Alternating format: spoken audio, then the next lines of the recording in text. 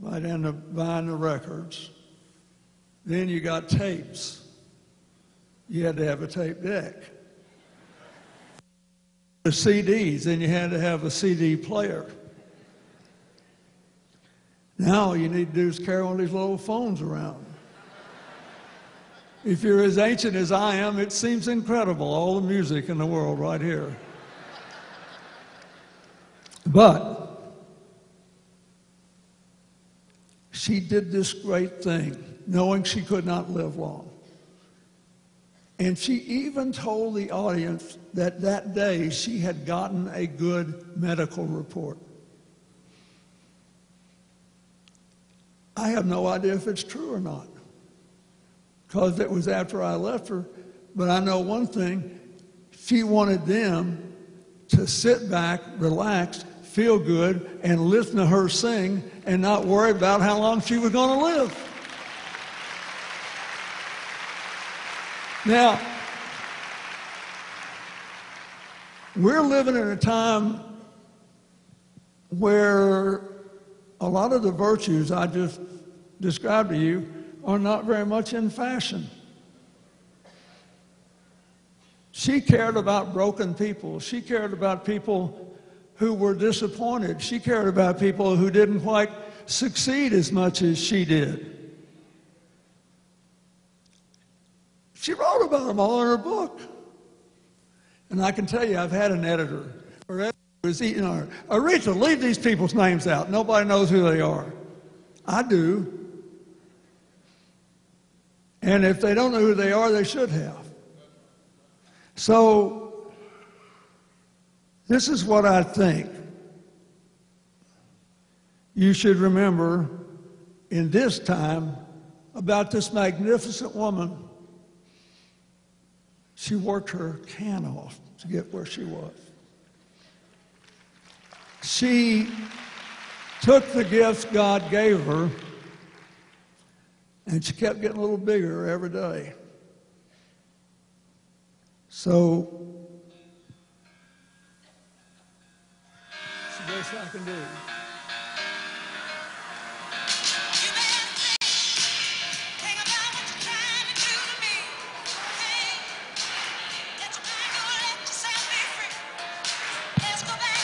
It's the key to freedom. God bless you, Aretha. We love you.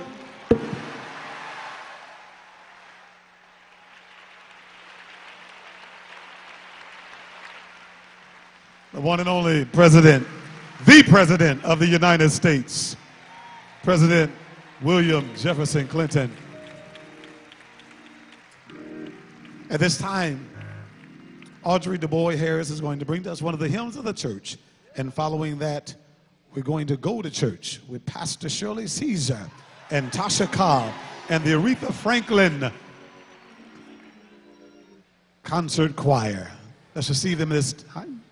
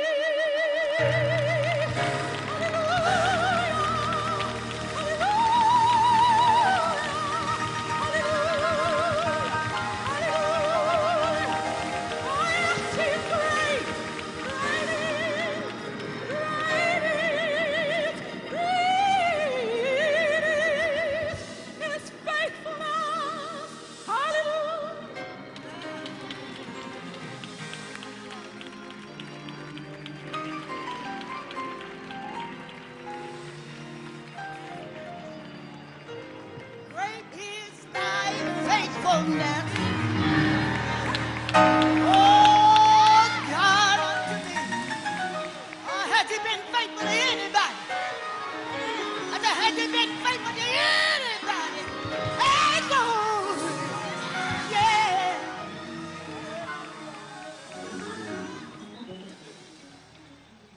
I want to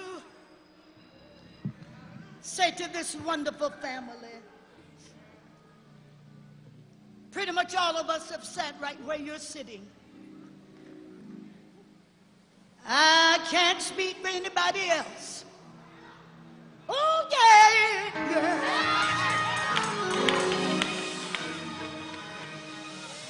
But I can tell you that in spite of everything, he still lives. Oh, yeah. That's the music with stories from people who make it. Hello?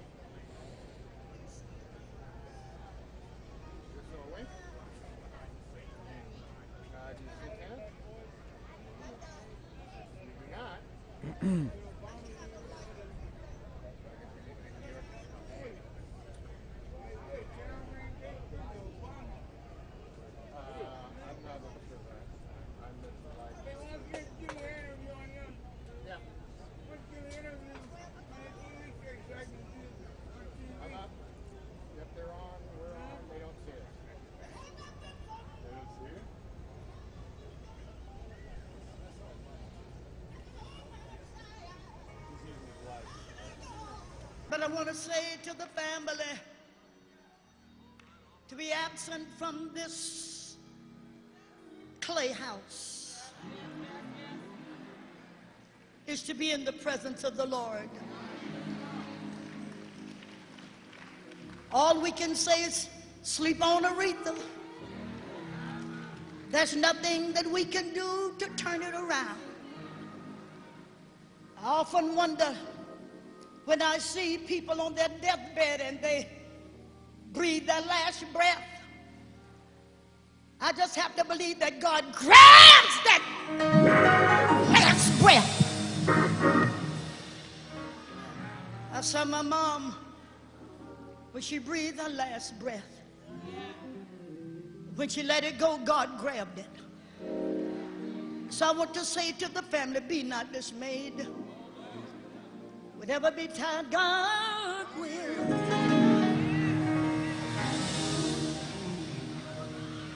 Take care of you. I want to say to the family, I can't tell you not to cry, because God knows how to take those tears, wash our misery away. I want to say to the grandchildren and the great-grandchildren, Aretha lived a good life, and I thank God that she did not die in disgrace.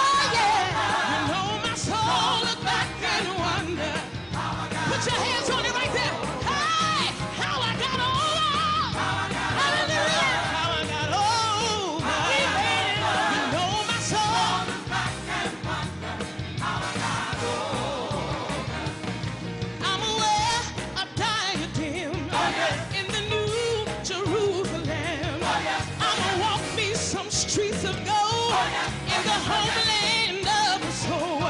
I'm gonna view the host in white as they travel both day and night, coming up from the heavenly nation on the way to the great coronation. Oh, I'm gonna sing hallelujah, oh, shout, yeah, you know my son.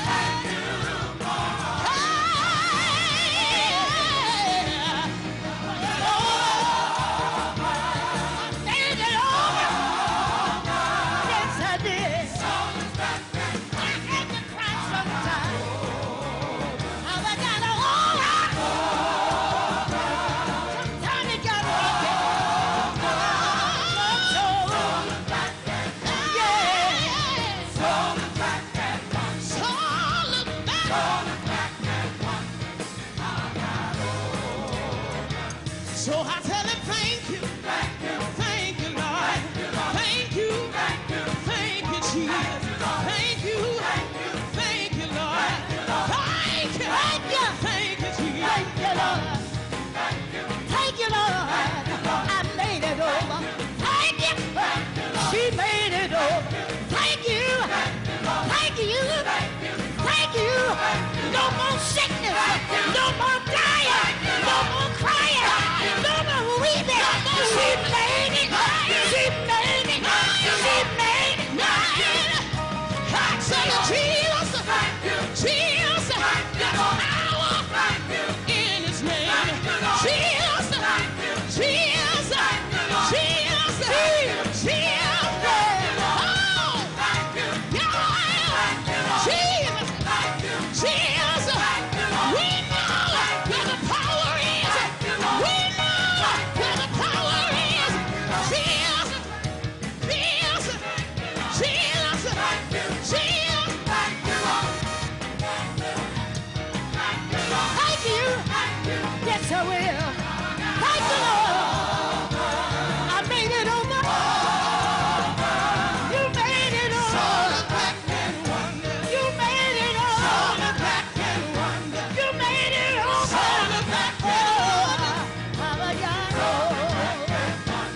Yes.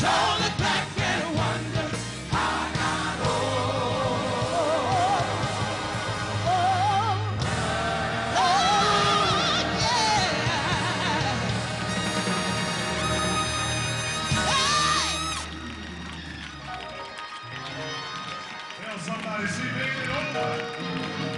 Tell somebody she made it over. The one and only Pastor Shirley Caesar and Tasha Cobbs. Give God praise for them again.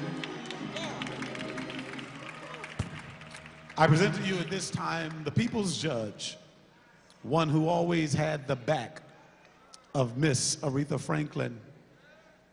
It was at that time when the press came after her, when her home had caught on fire in Bloomfield Township, and they were making some other accusations, and it was the people's judge. He wasn't even on TV at that time, Greg Mathis.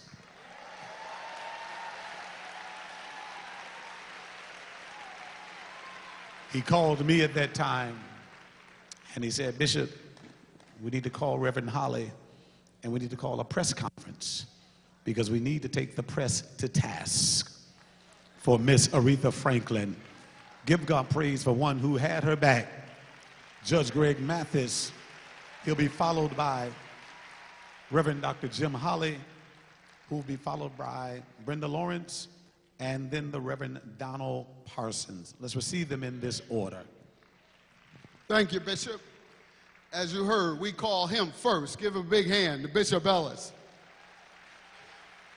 Brought my program up here. Tyler Perry tried to buy it, so I wouldn't sell it to him. I better keep it in my hand. Isn't this a great privilege to be able to participate in the homegoing of the woman who has been named by every credible source as the greatest singer of all times? Isn't it a great privilege? God has blessed us to be here. You know, I met Sister Aretha back in the 80s. Around the Jackson campaign. I met her through Reverend Jackson in the '88 campaign, and later on with Mayor Coleman Young, when I was working with him, he made sure that any need she might have, we address it, because she was addressing every need citizens of Detroit had. And then she had Earlene, her sister-in-law, bring me to her events, and we got to know each other a little more. And then once I became a public figure who had a platform to make a difference in the struggle for civil rights and politics, she embraced me as a friend. And my wife and I would travel various places with her, as some here would. And quite frankly, that showed a lot of strength in her. We all know of the endurance that she has bared through the loss of her father and her siblings. But I personally observed a different type of strength that she wanted to portray to the public. You know, several years ago, there was a lot of speculation about her health all throughout the country. The radio saying nonsense, things they don't know about. I never asked, and those friends and family of hers never asked, because you knew not to ask. But she wanted to make a point. First, I believe we were in Washington, D.C. when she first wanted to make her point. We were there with one of the honors she was receiving. And so she said, Greg, let's go to lunch. You get your wife and let's all go to lunch. Come meet me at the Four Seasons. I said, okay, good. We're going to go and meet Sister Rhea at the Four Seasons and have us I think it was a Sunday, we're going to have us a great brunch and such. So we're all there. She said, okay, come on, Greg. We get to, I say, Rhea, where we going? She said, we're going to walk a half a mile down to the Johnny Rockets in Georgetown. And we walked to Johnny Rockets, and she didn't stumble a bit, and everybody stopped and waved, and the radios next day had to talk about how she was walking with the strength of a lioness. And then lastly, we were going to a Pistons game. Indeed, we went to a Pistons game, and Isaiah Thomas, and this is perhaps a few years ago as well, and she wanted everyone to know that the speculation about her health was wrong. And so we went, and we were courtside, and Reverend was with us, or I was with him, or however you want to make reference to it. And LeBron James comes over and speaks to her. We're on the floor, and so she says, I think I want to go and get something from, I don't know whether it was a Coca-Cola or a bite. She said, I think I want to go and get something to eat or a bite or a drink. I said, okay. I thought we were going to all go and just around the stadium perhaps, or send someone to get it. She said, no, I want to walk to the top of the arena. Let these folks know how I really feel. So we proceeded to walk from courtside to the top of the arena to show that her health was better than mine and many of you all who couldn't walk to the top of that arena from courtside. And so she always wanted folks to know her strength. And they cut my mic, somebody going to jail. Y'all know play that now. Don't go to jail now. I'm gonna take these 60 seconds, but don't get yourself in trouble. But I was privileged to receive her advice and counsel in the area of politics and civil rights. As you all know, that she was deep in that, and she wanted me to use my public life in that manner. And so one time we were discussing some of the many things that we come about, and she asked me about Reverend Jackson. You talk to your buddy, or you talk to the good Reverend? That means she wasn't getting along with him. Then, like siblings do. Then a couple months later, I talked to her. Hey, I talked to Jesse. I said, oh, he must be doing what she wants him to do. Oh, yeah, he's on the other side. He's marching for this. He's doing a great job. And so she would call me quite frequently, about monthly, and I, for the most part, had to wait on her call, because the few times I'd call her, I'd get my feelings hurt because her number had been changed. And so I'd have to wait those 2 months or a month or however long before she would call me and give me the new number. But when she did, she always spoke to me about how to use my platform to fight for our people. Indeed, our last conversation, and I probably shouldn't speak on this, but because the governor was here earlier, but our last conversation was about the Flint water crisis.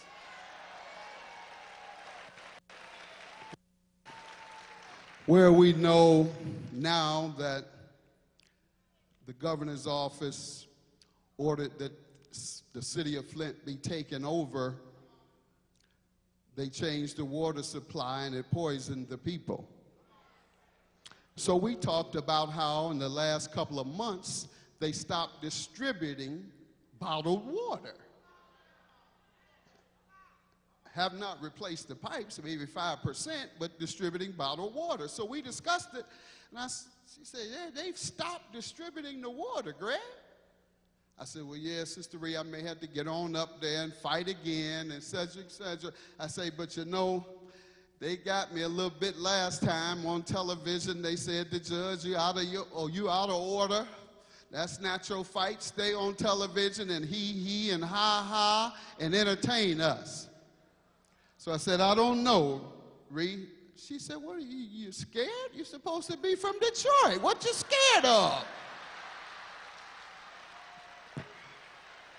So, in that vein, her last words to me were taken, and this is the honesty, this is honestly the case. Her last words were taken from the greatest song she's performed. And somehow it made me feel that she respected me, because the words she gave, when I told her, okay, I'll go back up there, she said, yeah, Greg, you go back up there and you sock it to him. So in honor of my sister, I'm going to Flint and I'm going to sock it to him, sock it to him, sock it to him.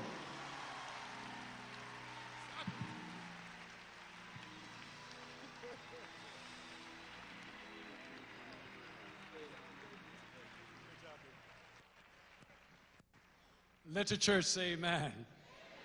Let the church say amen again. My sisters and brothers, we are here today not because Aretha died, but because she lived.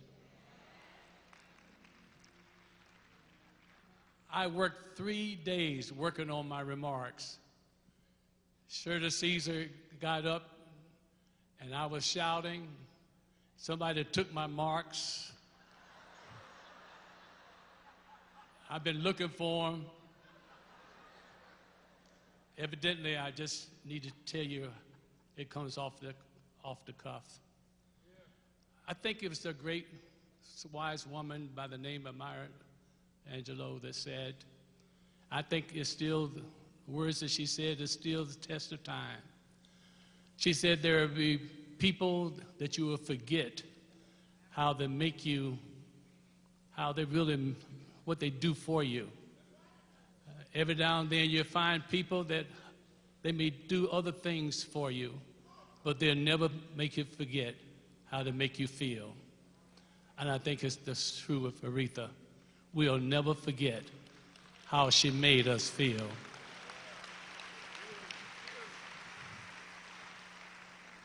I'm not going to bother you this today with a lot of remarks, because the bishop has already told us, but I'm very blessed. I'm a blessed man. I'm blessed because I was a friend of Aretha, a friend of this family. I was with this family when her father passed. I was with her, with her two sisters, her brother, and I was with her when she passed. I'm a blessed man because of my relationship with the family. I love me, Saritha. Let me tell you again, I really love me, Saritha, Aretha. And Aretha loved her some Jim Holly. Finally, I had told my church that I was had to have an operation, a reconstruction of a stroke that I had, and they were basically wanting to do another reconstruction of the surgery. And lo and behold, guess who called me? She had her caretaker, Beverly, to call me and ask me how I'm feeling. That's like 3 weeks prior to this. She was asking me how I was feeling. I said, Aretha, surely that's not, yes, I'm asking you, how do you feel? That's the kind of woman she was. I just want you to know, my sisters and brothers, that we all have different experiences. And we're here because of how she made us feel. But I want you also to know that she's been in some of the most sacred and most profound places in this world. And she never forgot Detroit.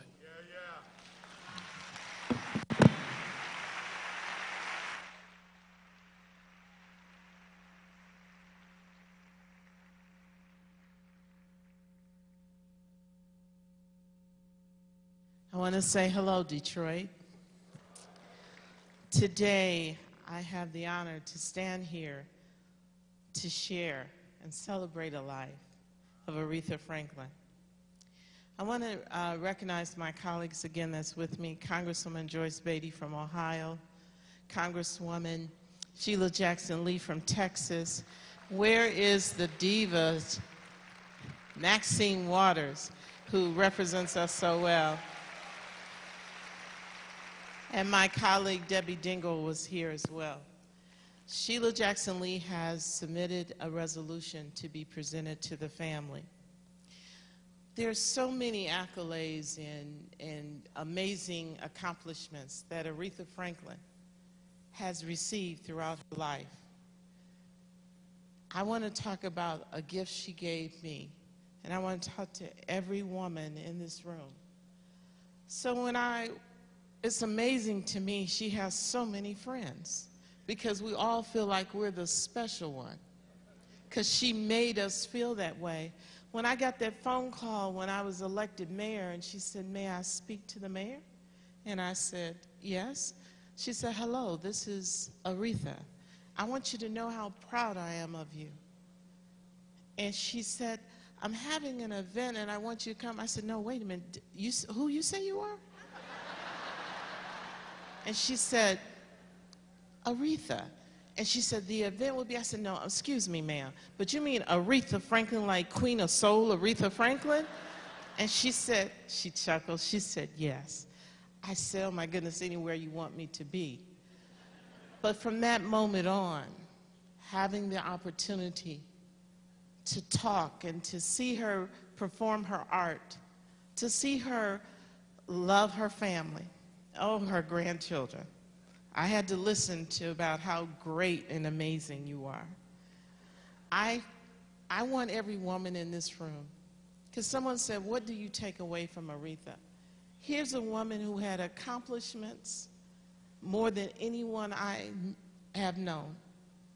And she called me, the little black girl from the east side of Detroit, to say she was proud of me.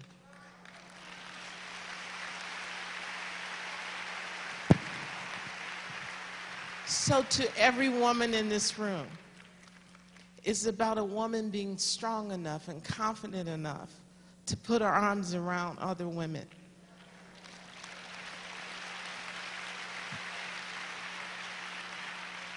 It's also about when you listen to her lyrics and she went through life, she lived life. And when you live life, life has moments where it's not very kind. She never gave up.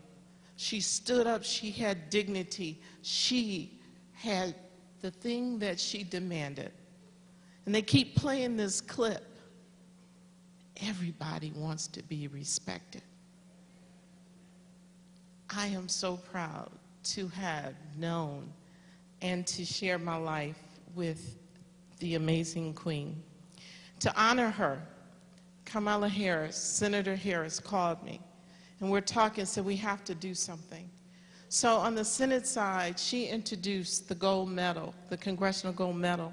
And on the congressional side, I introduced the Congressional Gold Medal. Now I want you to know how amazing it is. The people who have received this, like Robert Kennedy, Rosa Parks, Martin Luther King, and the first one went to George Washington. The Queen deserves this gold medal, and I'm honored to give it to her. I love you, Queen.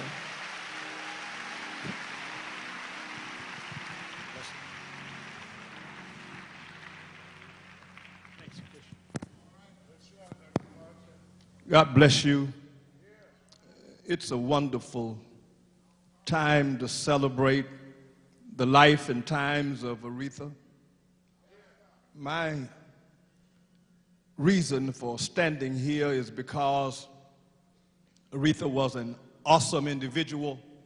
Aretha the unique, Aretha the incredible, Aretha the incomparable, Aretha the rarest gem of all, with amazing abilities to make all of us feel exceptionally special. She was a special person. I've always felt from a lot of years a part of this family. I met Aretha a couple of years ago when I was 17. What happened? It seems like only a couple of years ago when I was 17 and met Aretha after one of those youth days on Fifth Sunday at New Bethel, way back in the day with Sister Lucille Lemon and Thomas Shelby and Pastor C.L. That was a whole lot of years ago. I felt a part of this family since that point. I had a lot of meals at the Queen's house. When I wasn't there, I was over at Cecil's eating Earlene's croquettes. Awesome times with this family. I'd look up a lot of sons, and Eddie had sneaked over from Detroit over to Chicago to church. Get him back and put him on the bus and send him back home after church was over. This family was my family, but Aretha left a tremendous legacy, a legacy of unique skills and abilities, the way she nuanced the notes and cajole of the words and the lyrics, her ability to move at any register and shape the tone to her own voice and take ownership of the song was an amazing skill. There was absolutely no one like Aretha. She was our musical therapist. With the fingertips of her melodies, she touched our passion, our pain, and our protest.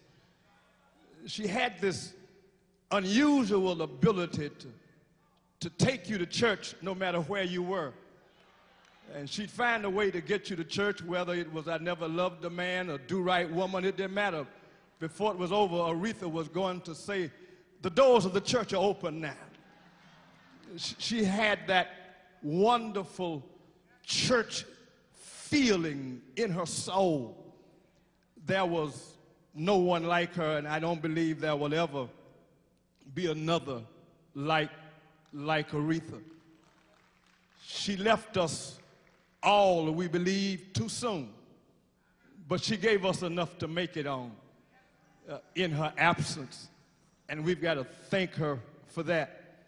The celebration is amazing, but when the celebration is over, I can tell that some of you are going to have moments when you're going to find yourself at a place and time of reflection, and those moments are going to challenge your emotional strength. And I thought that a lot of other people will come and they will continue to augment what we already know about Aretha. But for her global fan family and for the families situated here in this room today, I'd like to just give you a little medicine for your mind and a strategy for your grief. I think it's important that you not just leave here with memories of the celebration as the only echoes of Aretha's presence, because many of us have not found out yet how to manage our misery. And I thought I would just give you a few pointers along the way, if it's okay. I first want to just suggest that most of us have spent so much time thinking about living, we've not thought about dying at all. And so I'd just like to remind you that sleep is a death you wake up from every morning. And death is a sleep you'll have to be resurrected from. I just thought you'd like to know that God has given us the ability to share intimate moments with people we find a part of our genetic pool, and we're bound together by commonality of blood, personality, and family roots. Thank God for all of this. But at some moment in time in life, these earth suits we have, just like a person needs a space suit to escape the atmosphere, you cannot survive in the genetics of our own atmospheric conditions without an earth suit. And at some point in time, you will have to give up the earth suit, because after all, we're only spiritual beings having a human experience. And I thought it would be important if I just told you a couple of things to put you at ease. Death, one, is the admission we pay for living, except we pay on the way out instead of on the way in. What I'd like to tell you is this. First, death does not hurt, life does. Scoot your chair up and stay awake. Death does not hurt. Dead people don't cry. Dead people don't have pain. Thank God that God has given Aretha the freedom she needs to soar. After all, you'll remember, and I remember, that Aretha had phobias, and we discussed it about flying. She took a lot of lessons, invited me and a lot of others to come over and get on that flight with her from Metro Airport, and then she changed her mind. I remember that, but I'm here to tell you she's lost her fear of flying today. She's no longer afraid to fly.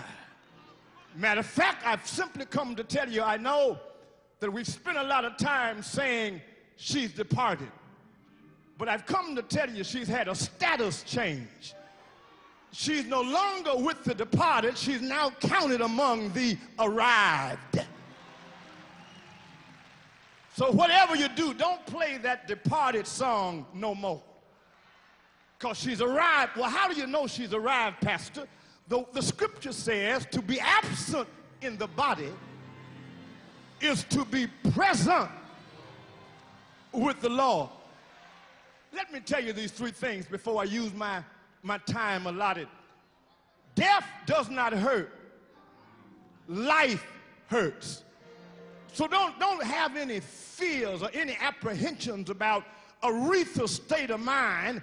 She's free from hurt at this moment. And authentic love has a desire for the one who is loved to have what is best for them and not what is best for us. We've got to want what is best for Aretha. Secondly, I would tell you that the people who leave us are happier than the folk they leave behind. She's excited about where she's gone. And the only reason you are not is because perhaps you've never read the brochure. If you'd read the brochure, then you'd want to go where Aretha's gone. Finally, I would say to you, she has not gone to some place. She's gone to someone.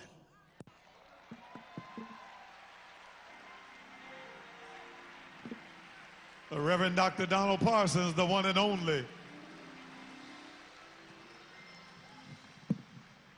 At this time, while we're ready and preparing to receive the music ministry of Shaka Khan and Ronald Isley, I want to just bring Mother Fanny Tyler up quickly. Mother Fanny Tyler. And listen, God bless Miss Aretha Franklin to rise to an astronomical height where she has met all kinds of individuals, including presidents of the United States, kings and queens. But she never forgot those individuals who she counted on back at home. This is Mother Fanny Tyler. This is the one that Miss Franklin trusted to send her messages. This is the one that Miss Franklin trusted to deliver the mail. This is the one that Miss Aretha Franklin wrote checks to and gave to, and she delivered to many of us. When they called me and would tell me that there's a Fanny Tyler at the front desk, I say, send her up. Because I know she didn't want no counseling. She had a check from the Queen, $10,000, $5,000. She'd hand me that envelope and say, the Queen says she still hear them joy bells. Keep on doing what you're doing. The last time she came and blessed me about 6 months ago, she had 2 envelopes. I said, Lord Jesus, the Queen is being very generous. She gave me the one, it was $10,000 in it. And my dad always sang that song, Joy Bells, and she always said, I still hear them joy bells your father sings. And I said, well, what's that other check for? She said, that's for your brother. There's $5,000 in there. I say, he don't hear no joy bells. This is the one and only that Miss Franklin would trust with her checks to deliver, to bless people, benevolent causes, churches, pastors, students that needed tuition. This is the mail lady of Miss Aretha Franklin. I want you all to stand and give Mother Fanny Tyler a great big hand.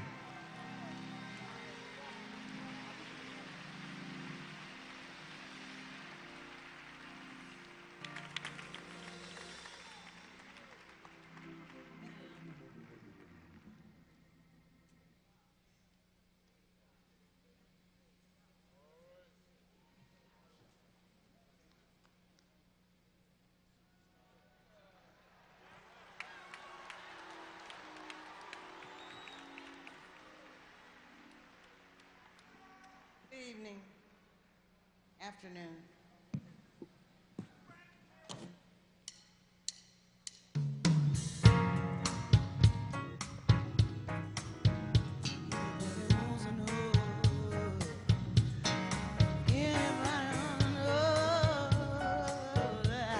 I'm gonna tell you now. Anybody asks you where I'm going,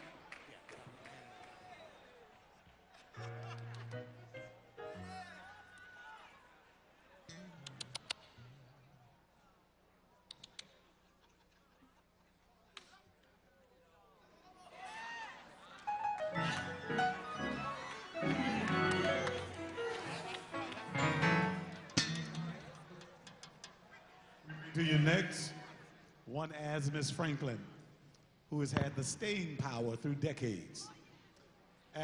Although he's not as popular as Miss Franklin, he had to change his name to keep staying power.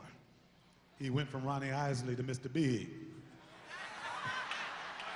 Aretha has been on top for decades with the same name. Brother King, there's only one queen. Put your hands together for our own Ronnie Isley, Mr. Big.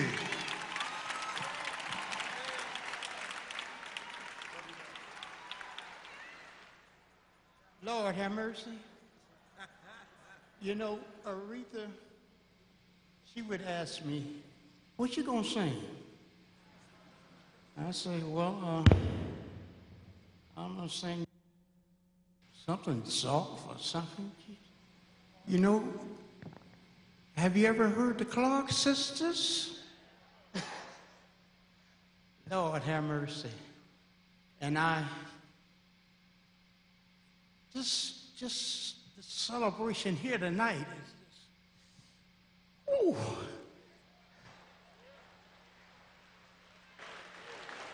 I should have brought the brothers here. I should have brought the band. Maybe we do some shouting, something. All right. She would always talk about Karen Clark, Shirley Caesar, all the time. For 60 years. 60 years. She loved you. She would talk about Karen so much. And I don't think Karen knows this. She would say, we're going to do a record together. And we're going to do the next record together. I would try to suggest songs. But let me go on and sing.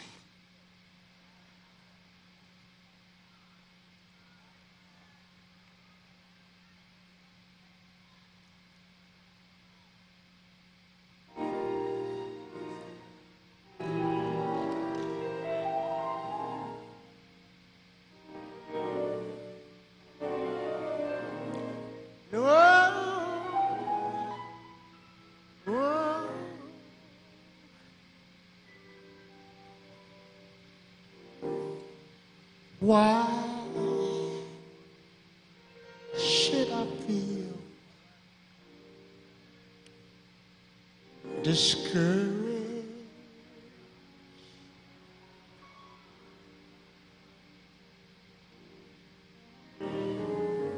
And why? Why does the shadows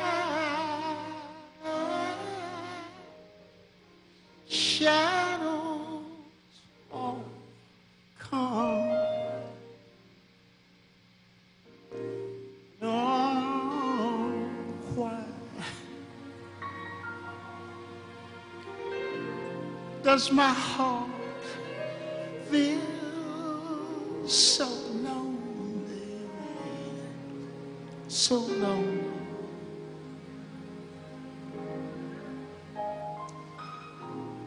Long for heaven, oh, my home,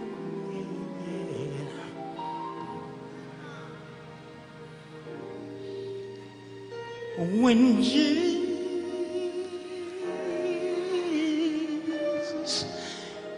is my portion. Oh, yeah. Oh, a constant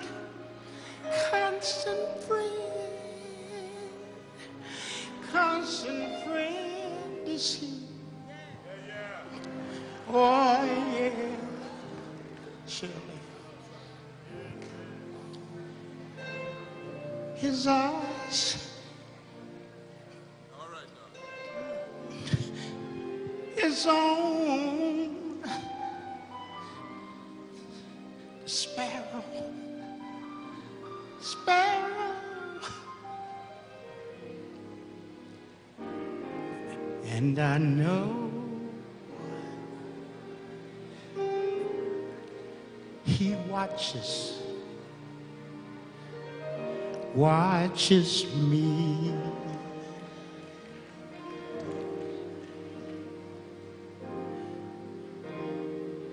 And I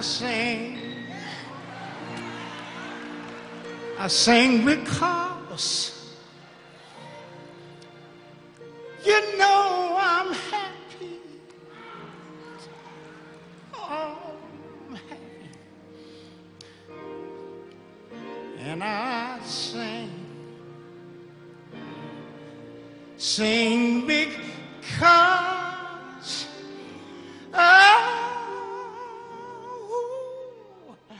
I'm free, free. His eyes is on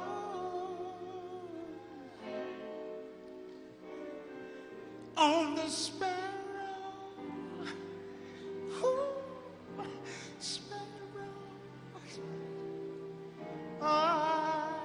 And I know,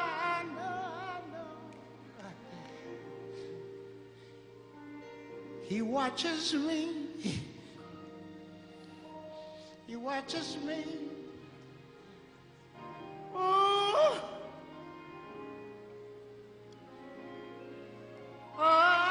his eyes is on the sparrow, sparrow.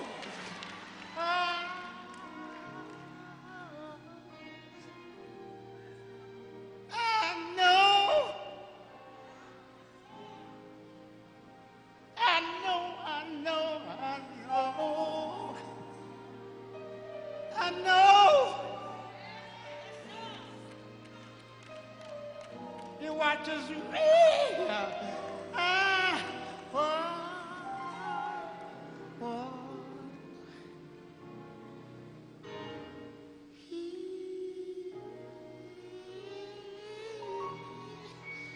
Watches for you. Oh. Forgive me. I love you.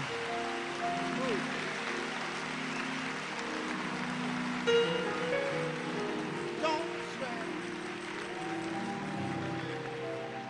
Thank you. Brother Ronnie Isley, come on and put your hands together for him.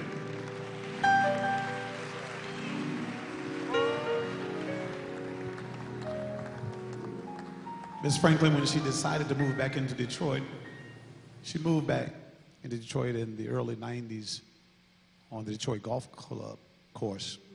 And her home still stands as 4 doors down from my dad's house and our family home. And Miss Franklin, whenever she was giving her holiday parties at that home in Detroit, she would invite my dad, Bishop David Ellis, to come down and to pray a prayer that everything would go all right. And she would give him a carry out and send him back home up the block. Reverend Jesse Jackson got to stay for the whole party. I told him that the other day. He said somebody had to make sure everybody could get home. He has been a champion for civil rights down through the years. We know his health is not what it used to be, but for all that he has done down through the years, sometimes working and not receiving anything for it, standing on the front line and standing on that wall, I think we should all stand and receive this giant of a warrior for the urban community, for those who cannot speak for themselves. Receive the Reverend Jesse Jackson Sr. He'll be followed by the Reverend Dr. William J. Barber II.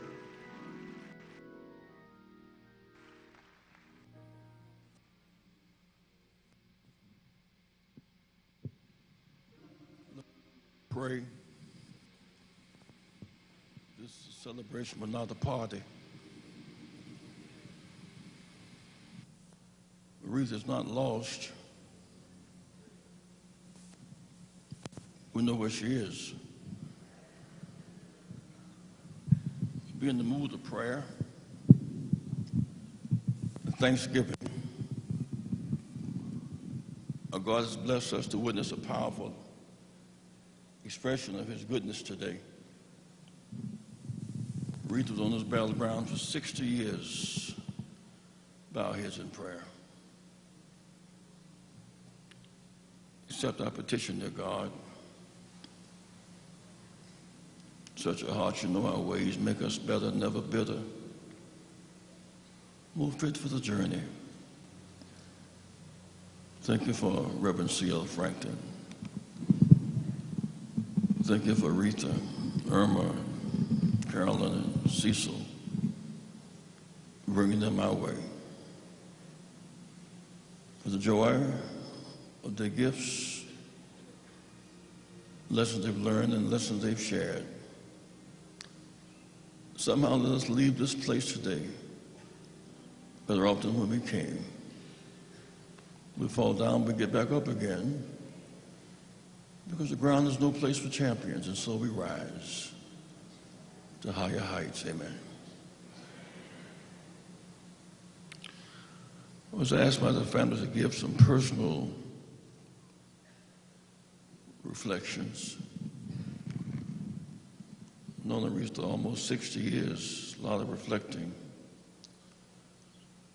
I want Sabrina to stand again after these months of decline and going down the hill. The one who put all this stuff together has been Sabrina. Give Sabrina a big hand, would you please?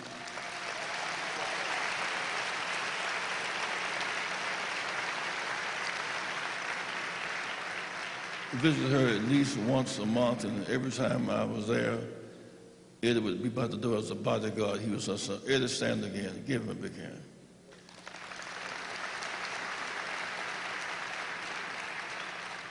Cousin Brenda.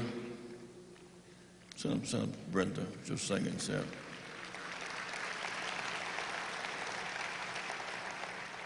Earlene, give another big hand.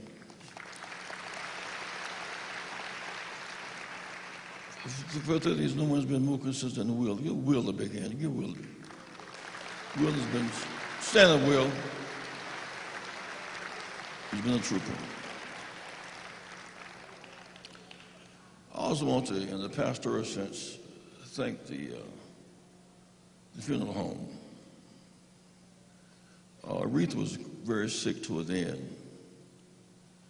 I was suspect that we should not open the body. But this funeral home, the Swanson, they've done a tremendous job. A big hand for O'Neill Swanson and his family. Big hand for O'Neill Swanson and his family.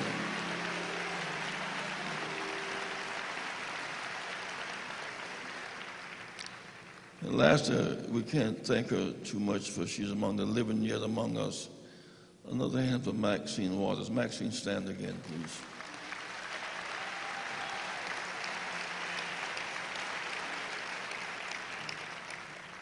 Three of my children are here today because this is a family affair. My son, Jesse Jackson Jr., and Santita, and Dr. Jackie Jackson.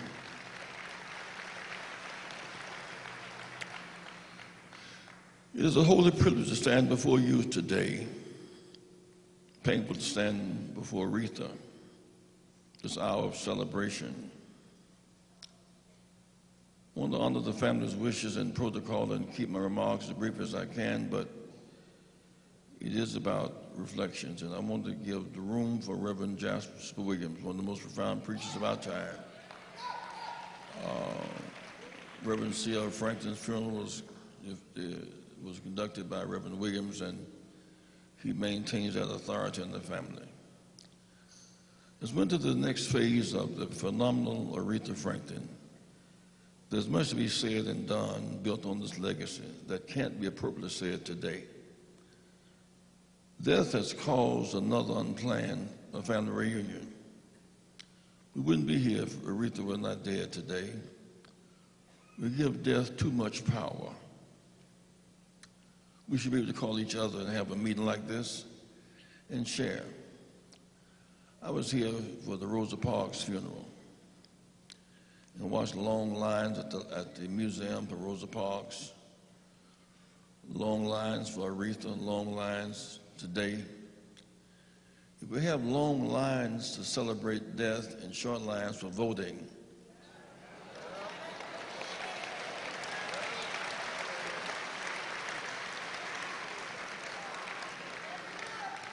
we lost Michigan by 11,000 votes, 100,000 Detroit unregistered. Long lines at the death of the icons and short lines for voting, something is missing.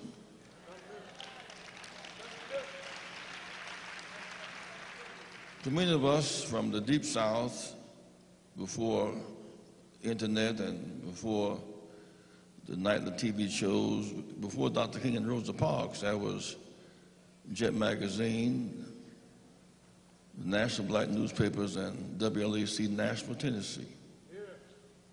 Every Sunday night at 11 o'clock, Big Hoss Allen from Nashville would put on an hour of C.L. Franklin.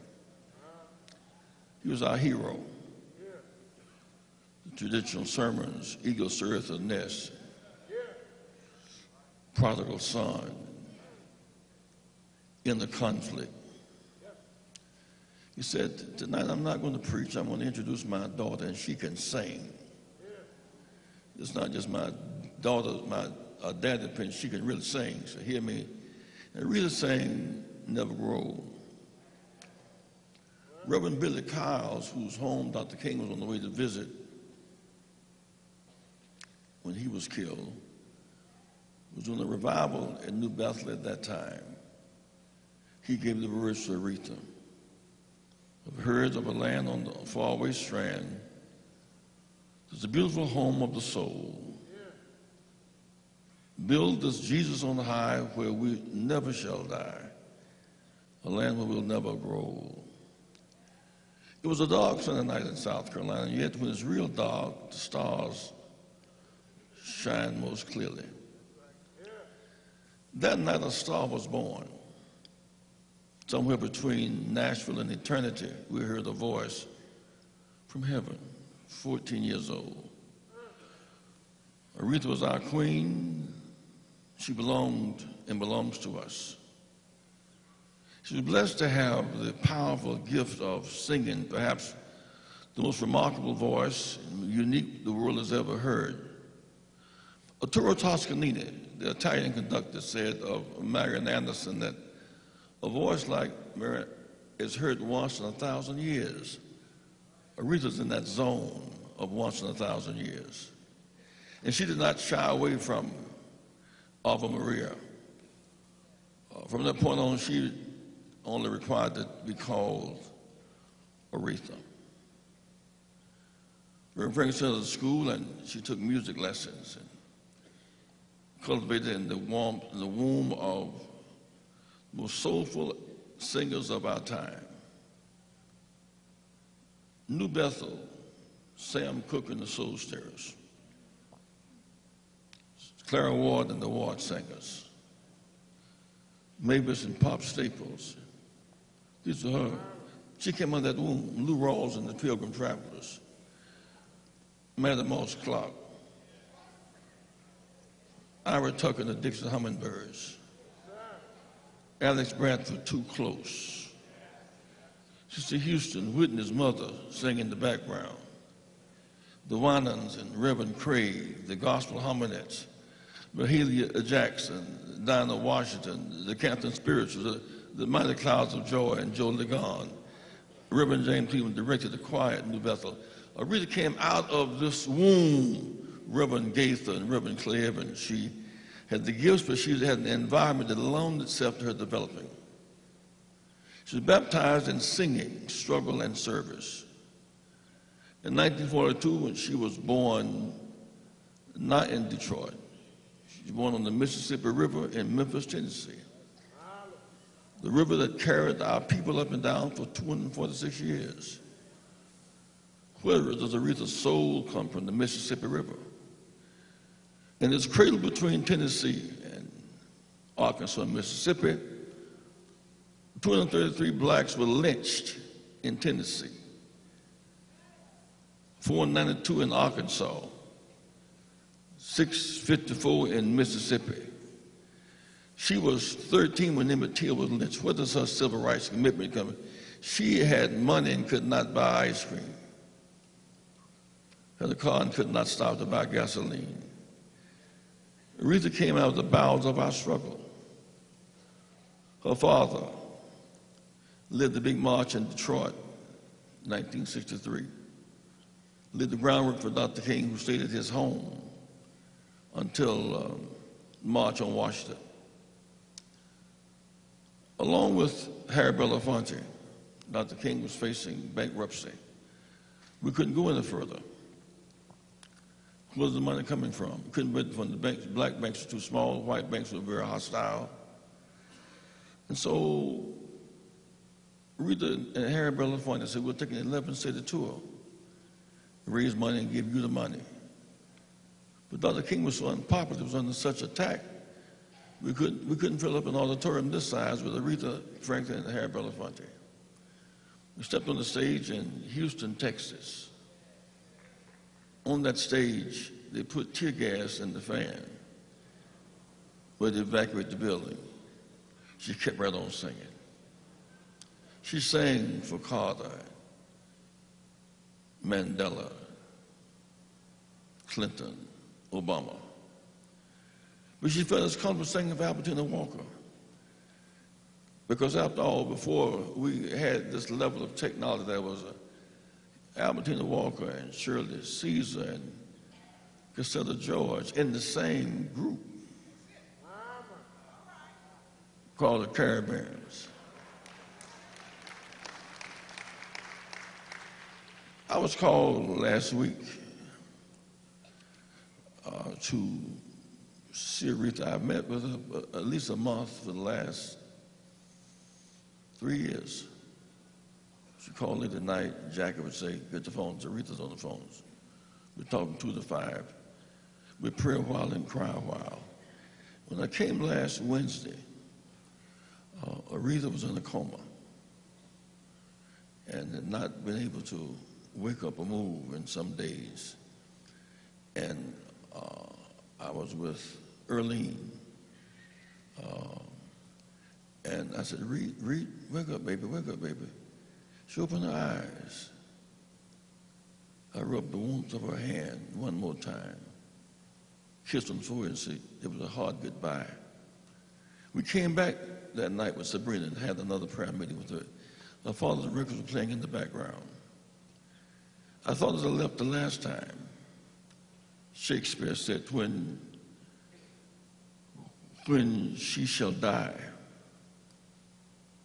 take her hand and cut it up in little stars, and she will make the heavens so fine that all the world will be in love with night. Aretha had the power to make the film directors cry. She touched all of us in a very deep and profound kind of way. As she got sicker, we would talk more and more. She would call late at night, and are you coming? I said, yes, I'm good. You can bring Greg, and I'm not going to bring Greg. I don't really bother Greg.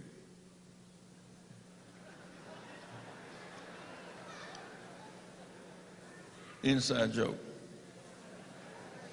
We went to 4 or 5 hospitals, and she was fighting this cancer thing.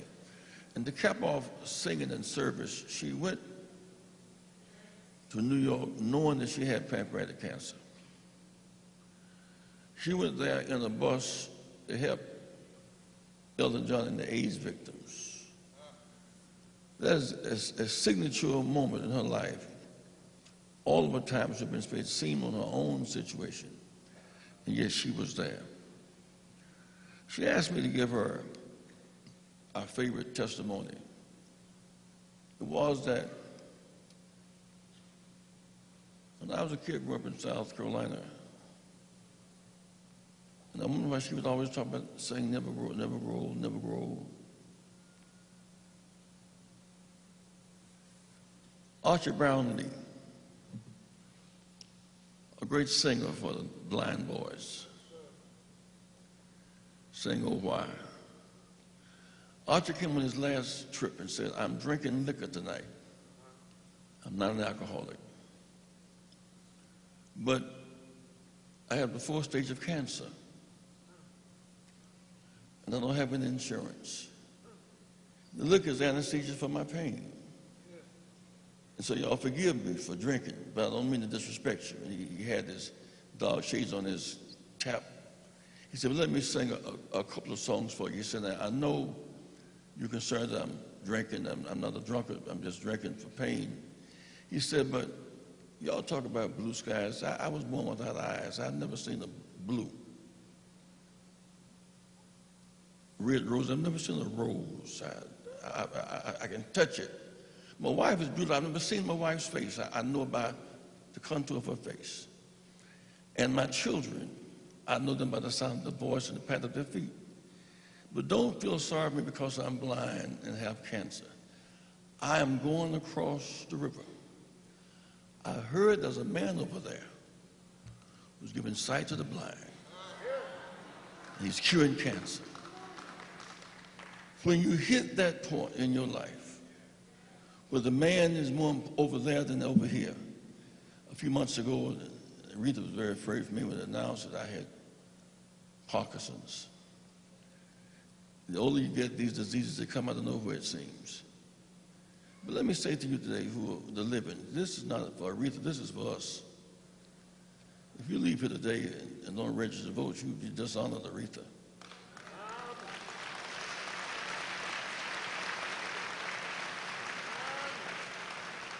You've heard all this singing and don't feel something wrong with you.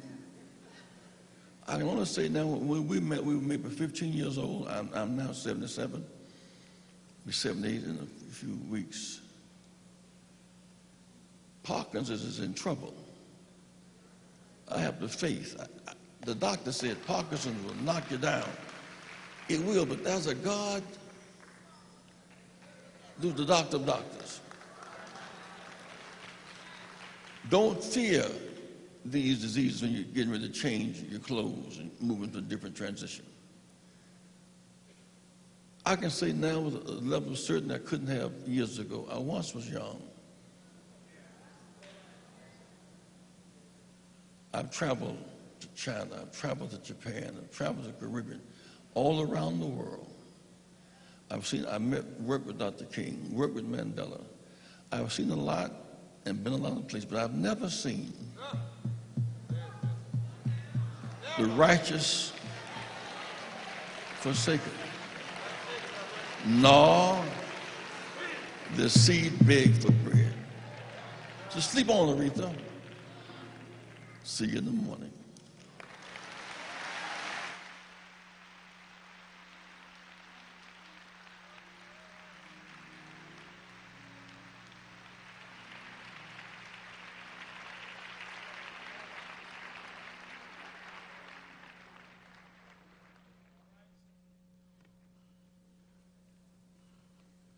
We thank God today for this privilege and for God's goodness.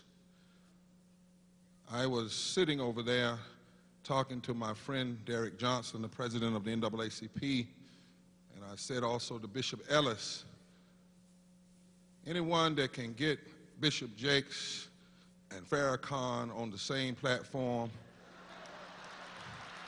and Shirley Caesar and Shaka Khan on the same platform, that's some kind of woman. But if we really want to honor them, I said we ought to have one of these after this funeral, just before election. Call all these same singers back, all these bishops back, and all these ministers back, whatever small differences we have, put them aside, and let's have a televised revival and send people to the polls to vote.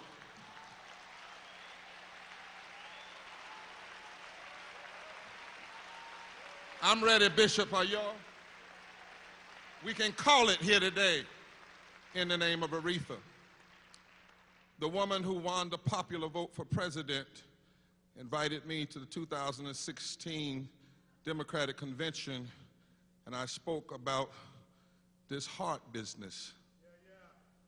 And afterwards, I got a call, and the call said, "This is Aretha Franklin. I'm from Piney Woods, North Carolina. I'm not from the big city, Detroit." I hung up. I thought it was a prank call. She called back and said, "Is this Reverend Barbara?" I said, "It is." She said, "This is Aretha Franklin." I said, "Prove it." She sang, and I said, "Good God from Zion, it's Aretha Franklin." She said, "I've been watching you. You're going to preach my revival in Detroit." I said, "Yes, ma'am." And we became text partners and prayer partners, and we would talk. On January 13th, she sent me a text I'll never forget. I'm working with the Poor People's Campaign, a national call for moral revival with Liz Theo Harris. And she said, "Doing a good job, praying for you. I want you to do my last revival at New Bethel." The next text I got from her was, "I'm postponing them. Maybe we'll get them to them till next year. But I need people like you who know the power of prayer to go to the throne." In the book of Kings, the scriptures record that there was a time when the prophets of old could not declare truth and justice until the right singer sang. A certain music was needed to not only set the mood for the moment, but to open up the windows of heaven so God's voice could be heard on earth. Aretha was that kind of singer. She sang, Dr. Dyson, what W.B. Du Bois called the siftings of centuries, the sorrow songs that rose from the rhythmic cries of enslaved people.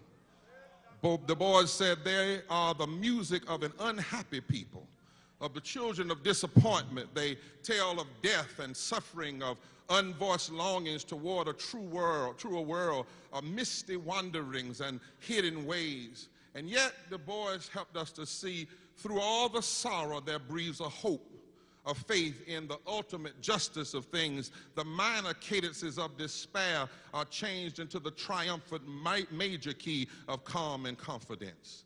Sometimes it is faith in this life. Sometimes it is faith in death. Sometimes it is assurance of boundless justice in some fair world beyond. But whichever it is, the meaning is always clear. That they sung in a way that said, sometime, somewhere, people will be judged by their souls and not by their skins.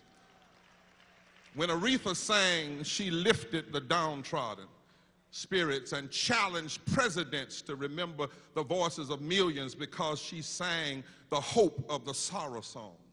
Her voice was mixed with the joy and sadness, the tears and screams of her people down through the ages. She sang in our key, and she taught the world how to hear it. In Aretha, the holiness of the sacred and the secular came together in a way that could only be ordered by the Lord. Some say that even as the world spins, there is a certain tune to the world's orbit. Aretha tapped into that tune and taught us its rhythm. Somehow she gave you the feeling down on the inside that you were listening, as Dante said so long ago, to the love that moves the sun and the other stars. In the midst of a broken world, Aretha was our preeminent theomusicologist. She specialized in singing that moved the soul, stirred the spirit, and made us aware of a divine presence that could not be denied. And that was no matter where she sang, there was a certain sacredness. To hear Aretha in concert or at a church or on a record or on the radio in a football stadium or at the forefront of the civil rights movement was a religious experience. Whether she was singing gospel, soul, pop, or opera, there was some theos, some God in her musicology.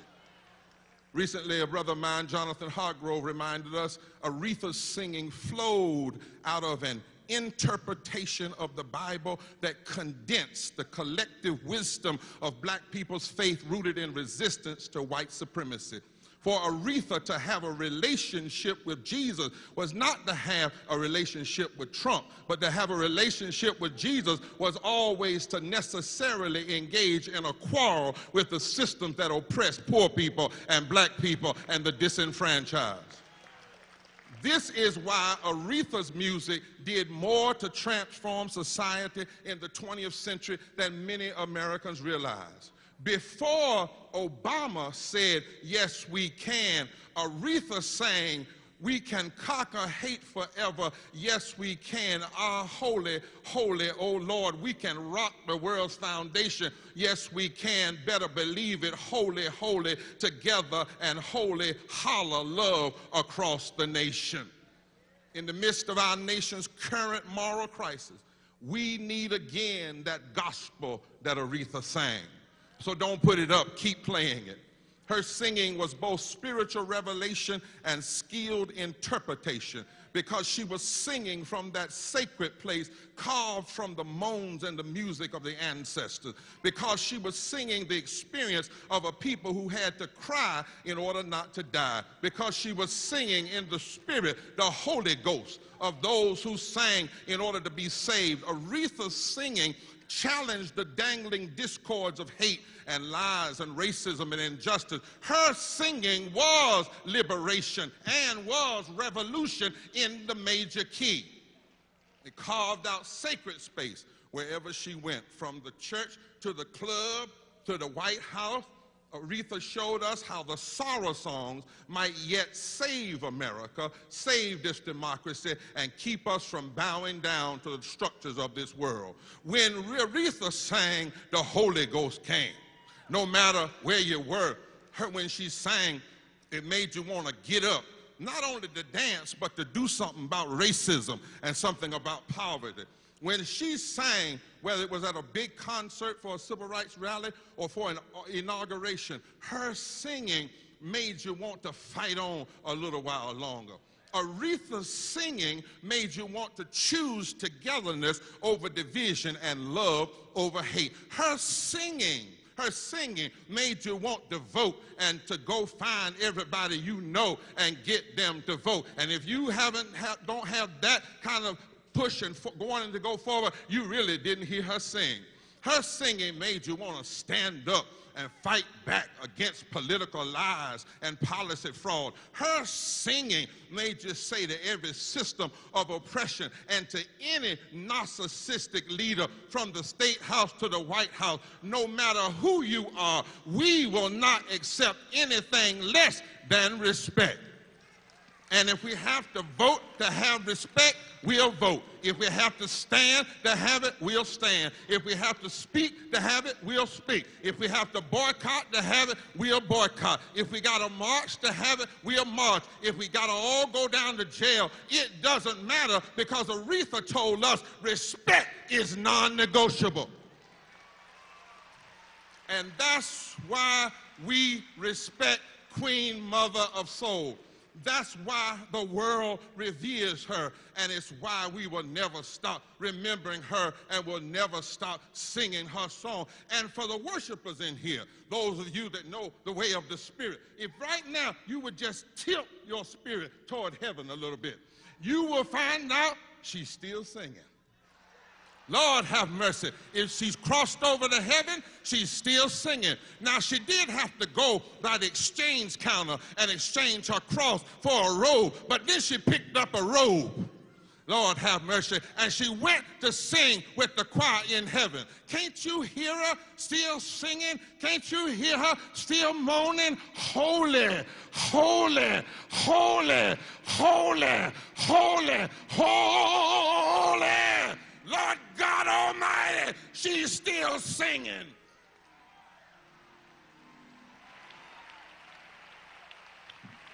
Come on, give God praise for these two. Brothers and sisters, receive the music ministry of Fantasia.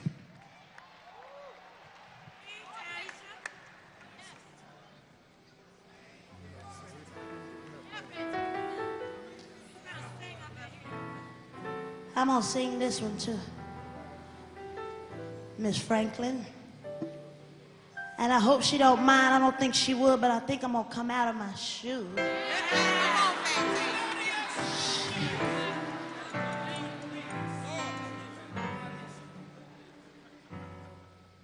When you're down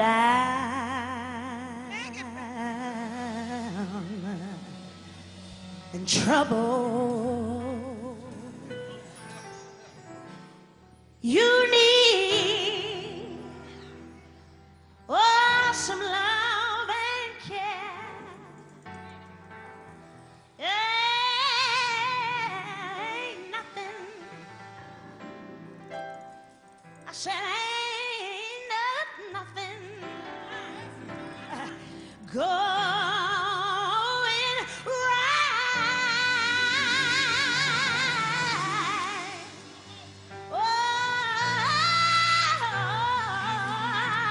All you got to do is just close your eyes and meditate on him, and soon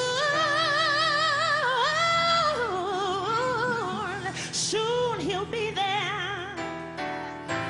God can brighten up. Said he can brighten up your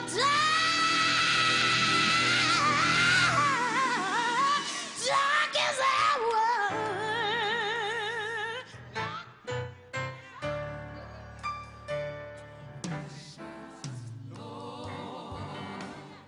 Take my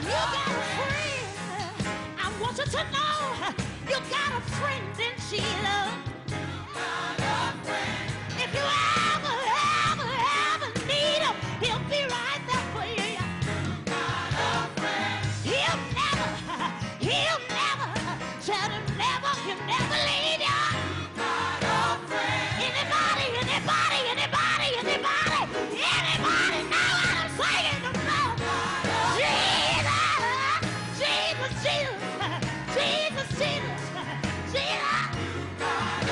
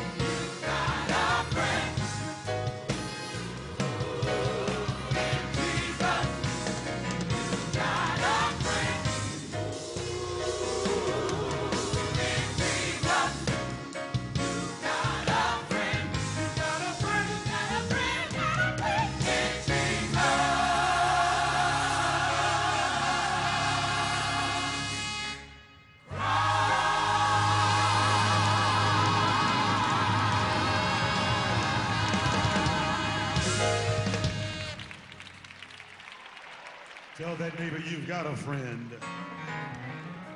At this time, coming to give remarks and reflections, the one and only Tyler Perry.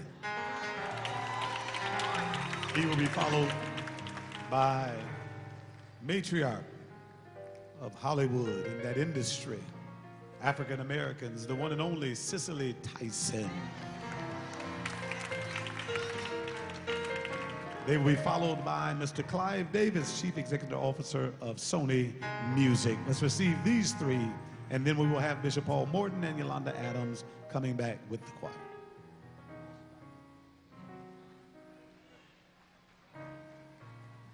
God bless you, everybody.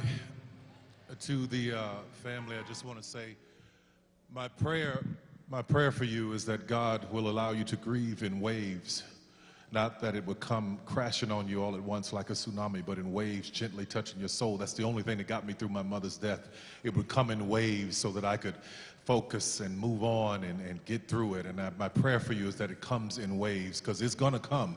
You can't work it away. I tried that. You can't drink it away. I tried that. You got to let it come the way it comes. And my prayer is that it comes in gentle waves to your soul. So that's what I've been praying for you. My mother died in 2009, and it was her who introduced me to the voice of Aretha Franklin.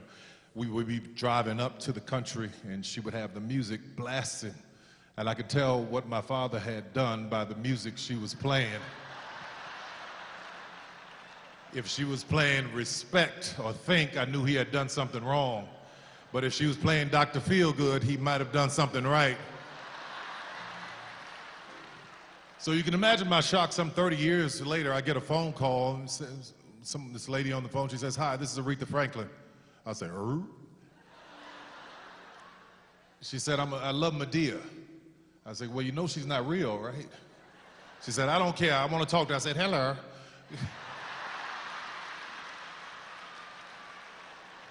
She loved to laugh. She would invite me to things over the years, and we would sit and talk.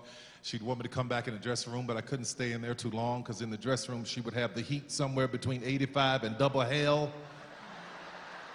She loved it warm in there, but we talked over the years. When I found out she was ill, I called her up, and I was talking like Medea, making her laugh a little bit. And the last time that I saw her perform was at the Kennedy Center Honors that everybody's talking about. I was there. I was up in the box with President Obama. She comes out and she starts singing, and all of these upright, stiff politicians are all over the place. But when she sang, all of that went away. All that pomp and circumstance and pretension went away. She brought them all to their feet so they can bow to the Queen of Soul. It was a wonderful moment. And as I'm standing there and I'm applauding, President Obama's in front of me, he turns to me and said, "That's why she's the Queen of Soul." And I started thinking about that when I found out she was ill. The Queen of Soul, the soul, the Queen of Soul. What does that mean? Well, the soul is the spirit created by God, which dwells in our flesh. So if she is the Queen of Soul, what happened was, and we know that she was the Queen of Soul, what happened was every time she sang from her soul. She sang from this special place that was in her soul, be it gospel, be it jazz, be it blues, be it R&B. It was always from her soul, whatever the music genre was. But when Aretha sang gospel, something happened. Something would shake the room. When Aretha sang Amazing Grace, how sweet the sound. It never sounded any sweeter than it did coming from Aretha. When Aretha sang gospel, when she said, "Oh Mary, don't you weep, oh Martha, don't you moan," I believe that Mary went somewhere and dried her own eyes, and Martha went over and stopped moaning in the corner, because when Aretha sang gospel, what happened was she connected with the creator, with the created. So there she was calling on the name of Jesus. When Aretha sang gospel, something shifted, something happened in the atmosphere. And what I'm glad about is that I had an opportunity to know this woman, to know that she had this power to stand in between all these different genres and touch us in all these different ways. I am grateful to her. Family, my prayer for you, I want to be very brief because I know we've been here for a while. My prayer for you is that that the grief comes in waves and you can make your way through it. And I'm so grateful to God that Aretha walked this earth. I'm grateful to God that we had the fortune to be on this planet at the same time as Aretha Franklin. So God bless you. Thank you for asking me to be here. Thank you for this moment. I love y'all so much. Take care.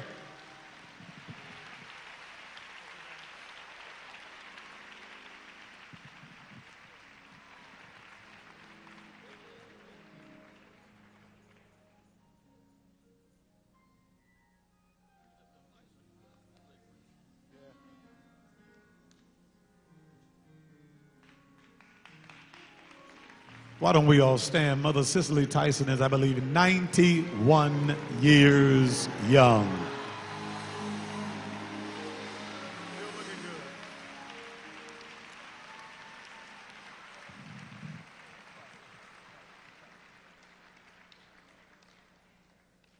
God knows we have been blessed.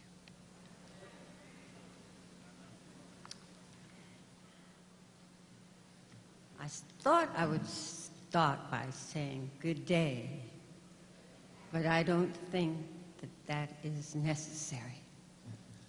We all know what a great day this has been and how blessed we are to be here on this day.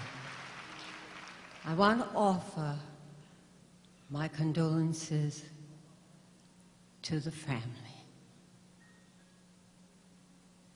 What a triumphant gift you have given the world, that they have been able to experience, no matter how,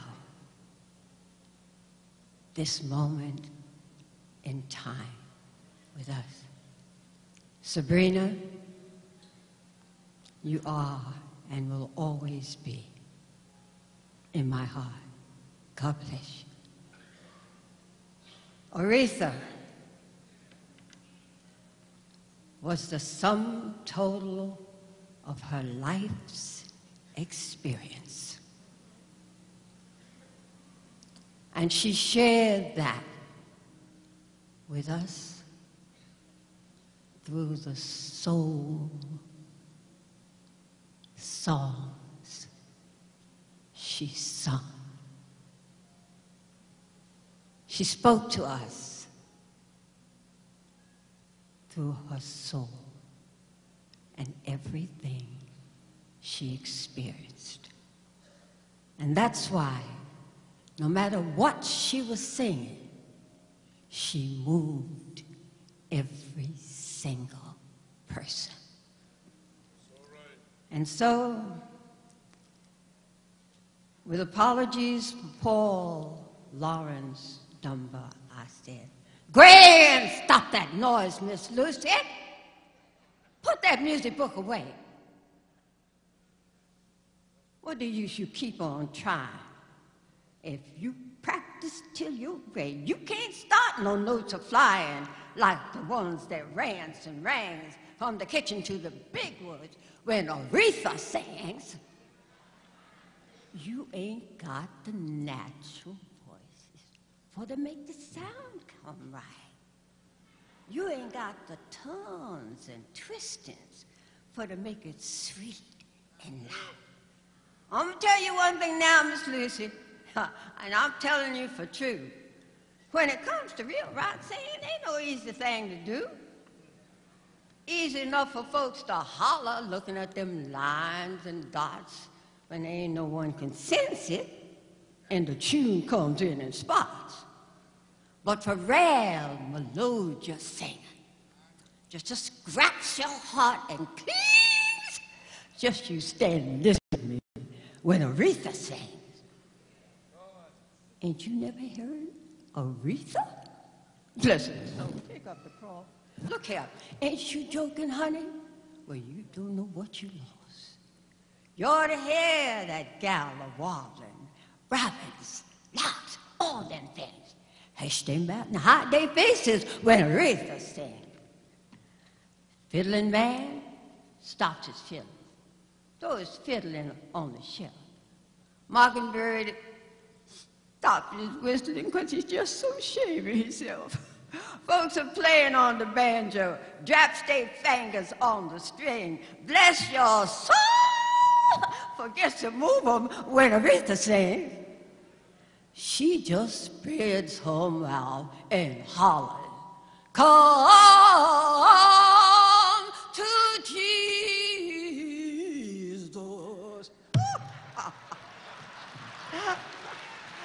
Those sinners, trembling steps and voices, timid like a drawing near. And then she turns to, "Right over you." Or simply to the cross she clings. And you find your tears are dropping when Aretha sings. Who that say that on the praises with a master never works? Hush your mouth. I hear that music. Is it rises up in mountains, floating o'er the hills and valleys, way above this burying soul, until it makes its way in glory to the very grace of God. Oh, it's sweeter than the music of an educated band. And it's dearer than the battle song of triumph in the land. It seems holier than an evening when the solemn church bells rings, as I sit and calmly listen while Aretha sings. Tarzan, quit that bark and hear me. Maybe make that child keep still. Can't you hear the music from the valley to the hill? Oh, well, let me listen. I can hear. Do the breasts of angels ring? So and sweet.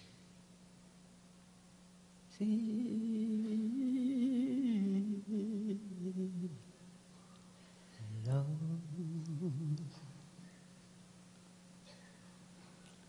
Sweet.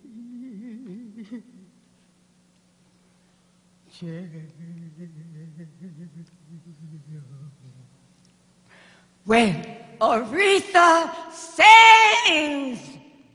Thank you.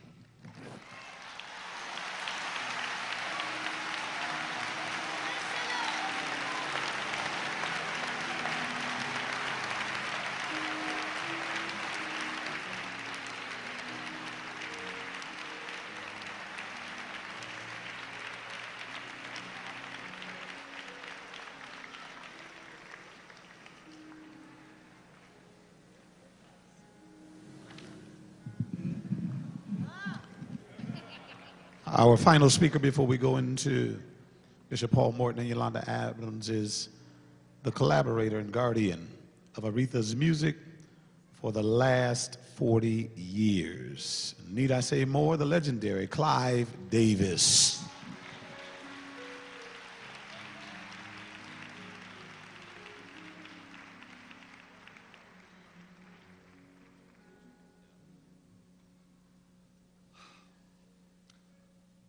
Truly memorable day. What an incredible celebration of an incredible life. Aretha loved Detroit. She loved her life in Detroit. She loved her family. And Detroit, you led the world in loving Aretha.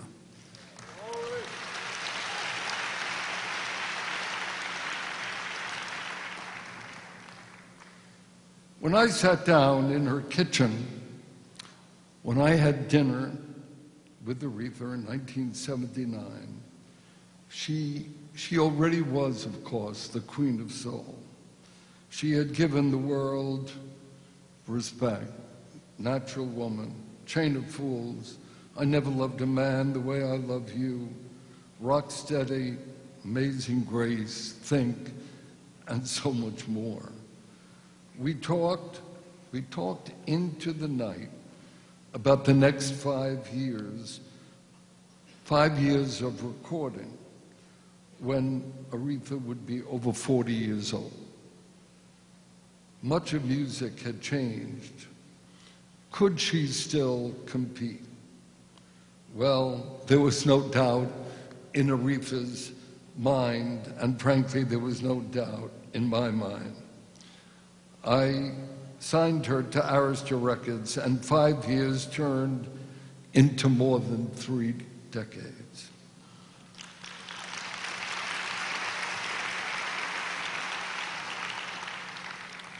We were committed to show all the budding musicians how long a career can last. For Aretha was indeed a true genius of American music.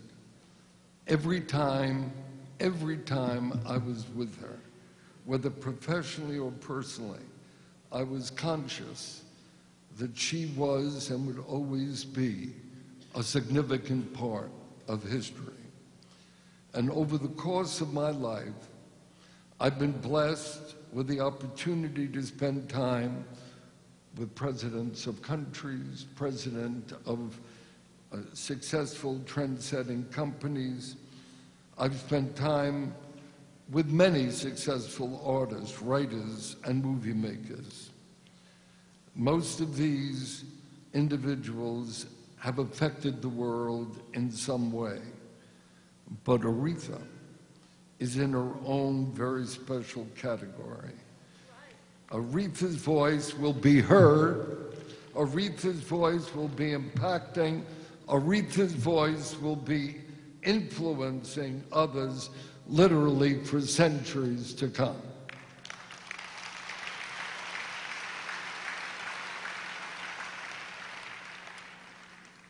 And so we got to work year after year, well into her 40s, yes, well into her 50s and beyond. And we had hits like Jump to It, Get It Right, Who's Zooming Who, Freeway of Love, I Knew You Were Waiting for Me. Sisters are doing it for themselves. A rose is still a rose. Aretha would once again have #1 records, gold albums, platinum albums, and several new Grammy Awards. She relished, she really relished and cherished every moment of it. And I was so privileged to be there and personally witness the magnitude of talent of this singer's singer, this musician's musician. And let me add for you that behind her God-given natural talent was the drive of a total perfectionist. After we decided on the material for an ensuing album, she would go into Aretha mode. And she privately rehearsed, she practiced, she prepared. And by the time she came into the studio, she literally owned the song.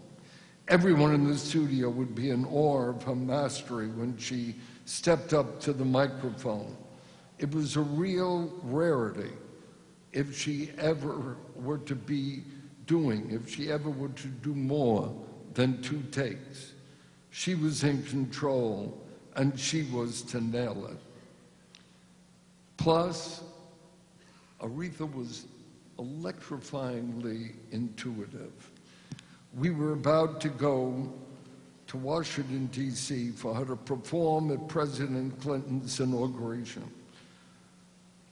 We brainstormed the song and chose I Dreamed a Dream from Les Mis. Aretha, if you would, took command of that song in her mind. Flash forward to the performance, and she was really totally in command right from the beginning, hitting those soaring notes as only she could. Everyone in the audience was transfixed as the performance kept building. And then the one and only Aretha, on her own, spontaneously changed the lyric from I dreamed a dream to I have a dream. And that instinctive switch to the Martin Luther King mantra made the climax chillingly unforgettable to this day. Aretha was being Aretha in a class by herself. So today, Today, on this very special day, permit me to talk of Aretha, the person. Yes, as you've heard, indeed, Aretha was indeed kind and thoughtful. And when she loved you, she really loved you. She was genuinely funny, occasionally with an on-the-money topical sarcasm, but she definitely had a keen wit. She had a great sense of humor.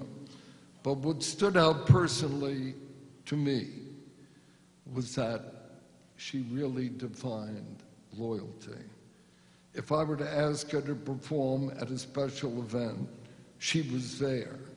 Yes, she traveled the country by bus, and in the winter roads are not very friendly, but she would be there. One year, I was getting a Lifetime Achievement Award at New York's Waldorf Astoria Hotel.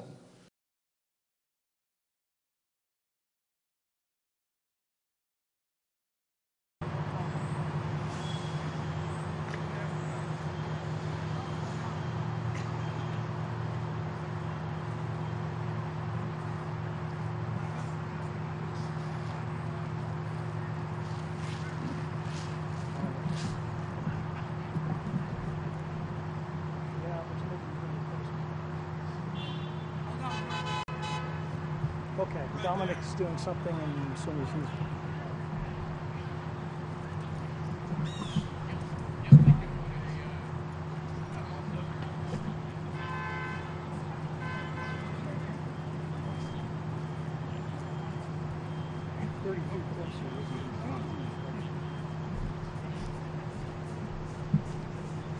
All right, where are we going now?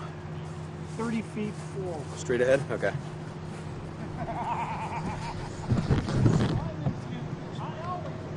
Cable? Yep.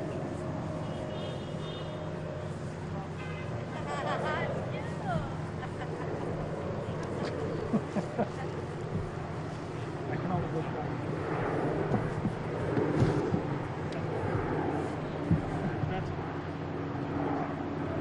further forward.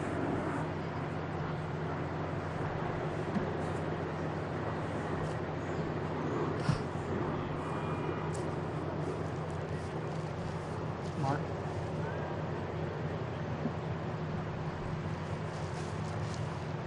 Going left.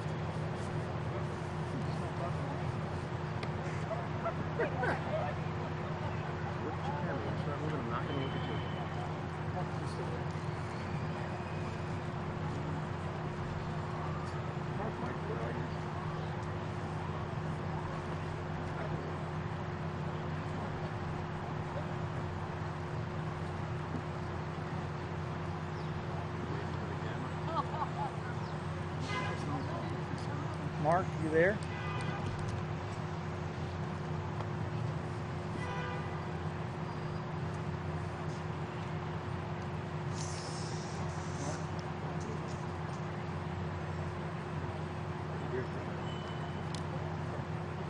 I hear him saying Greg, Greg, Greg.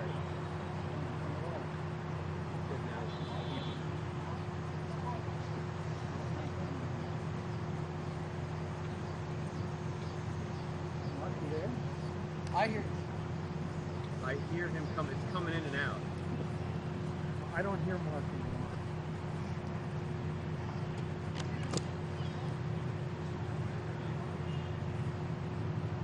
30 feet to your 30 left. feet to your left. I don't know if we have enough cable. Tell him I'm gonna end up putting. Okay, Mark, stop. I'm gonna end up putting Dave in my picture.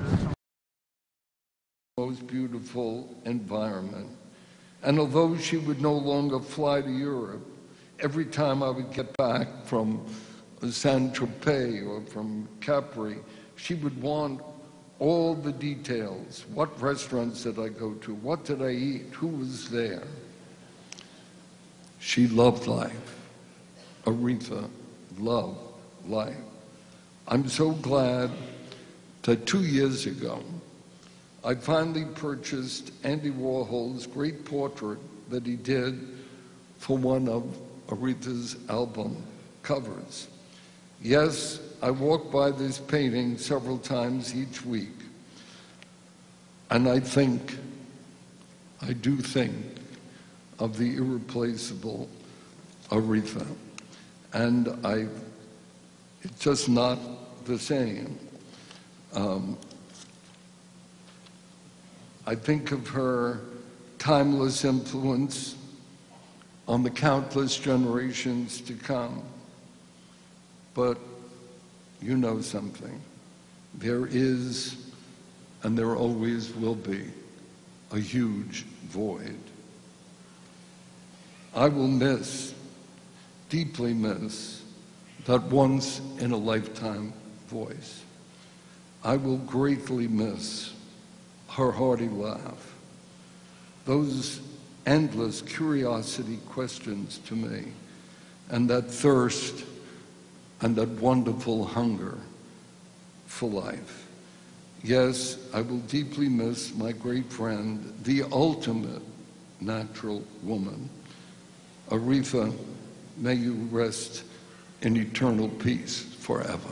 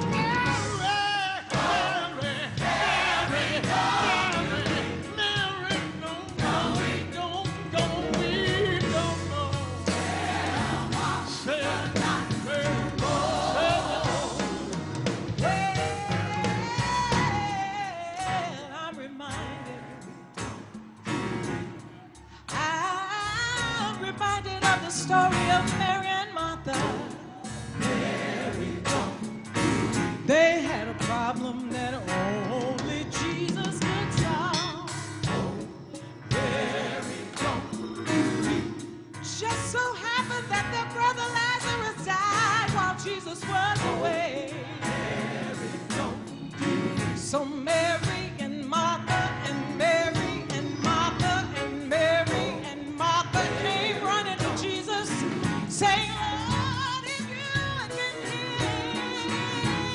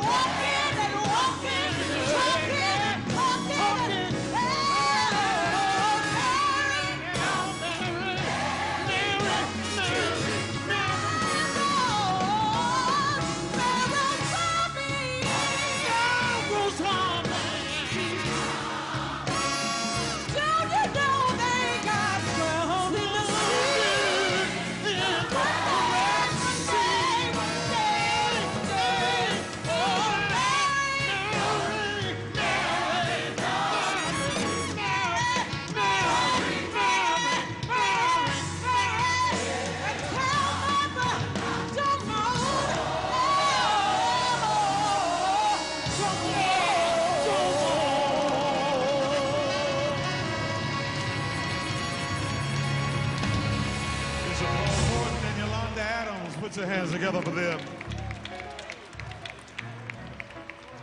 Coming now to the close of our remarks, we call on now for the queen of the radio here in Detroit, Mildred Gaddis, to come. She'll be followed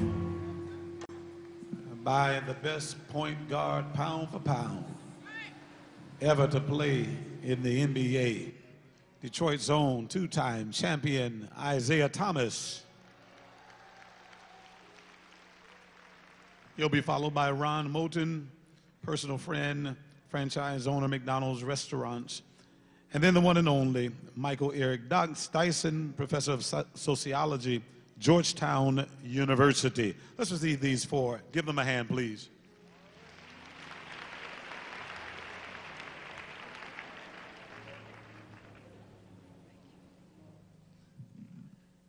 My name is Mildred Gaddis, and I love Aretha Franklin. Clarence, Eddie, Teddy, and Kelf, thank you for sharing your mother with the rest of the world. It is a sacrifice that most people could never, ever understand. We thank you for your sacrifices, and we honor you. Some people come into our lives and quickly go. Some come, stay for a while, touch our hearts, and we're never, ever the same. Aretha Franklin was more than a melody. She was born at a time when the world was an unsure and an unsafe place for a woman. Hello, world. Meet Aretha Louise Franklin. She was talented, she was fierce, and she stepped to the beat of her own drum. She was strategic, she was methodical, and she moved with precision. There are some folk who claim that they would rather be in a boxing ring with Mike Tyson than try to negotiate a deal with Aretha Franklin. She was not to be messed with.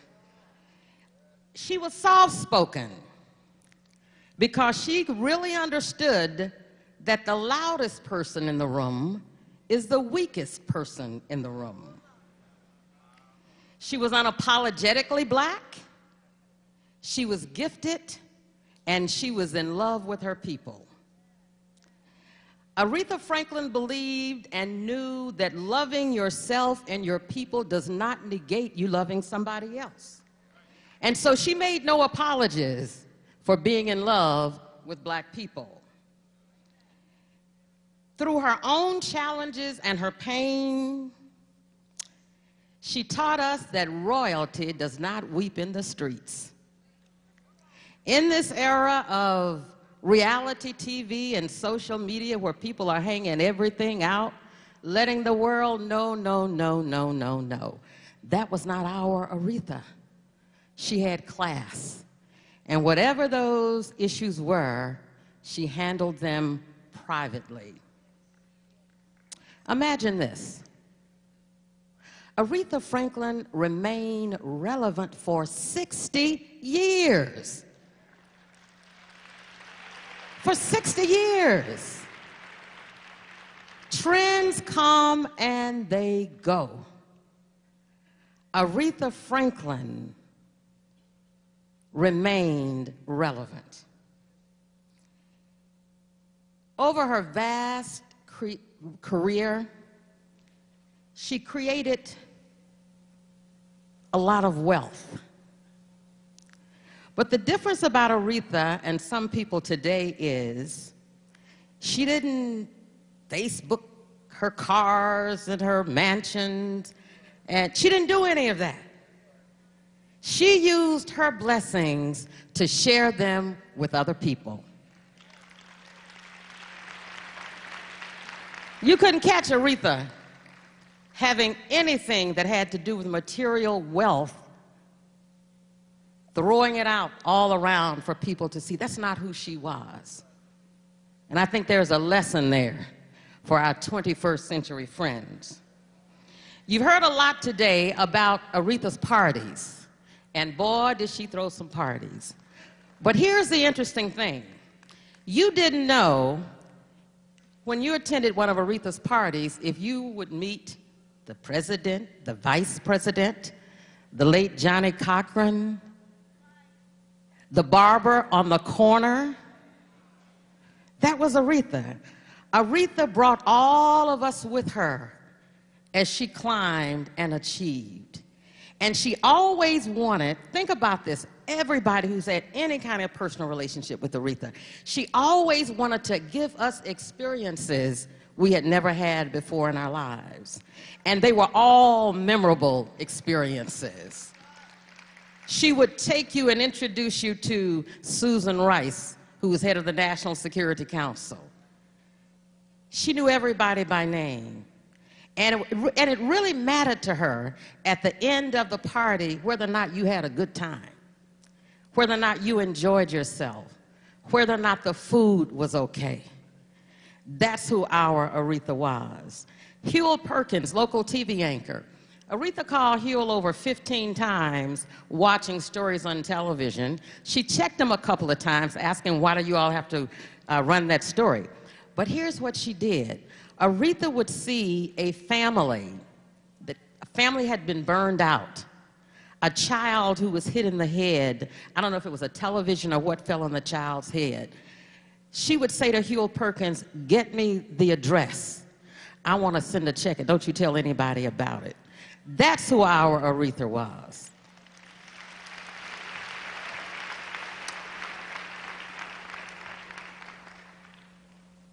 Not very long ago, Aretha called me one night.